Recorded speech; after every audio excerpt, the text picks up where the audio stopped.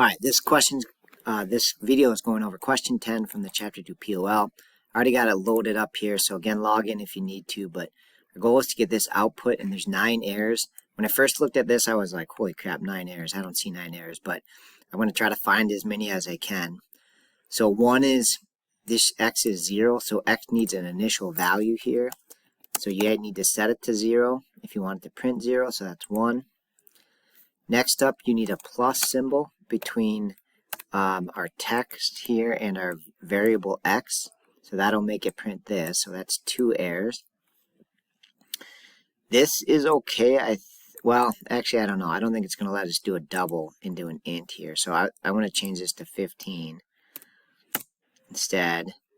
And then print out x is now. So now we need to put the quotes here, then plus the x variable. Alright, so that one should look like that. Probably need a space here. I don't know how many errors we're on now. I lost count already. So set y to be 1 more than x.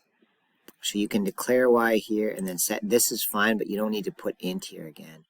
Alright, x has already been declared as an int. Oh, actually, that's a problem here too. I don't want to redeclare x as an int. So you don't need the int here. You don't need the int here. Just use the variable x.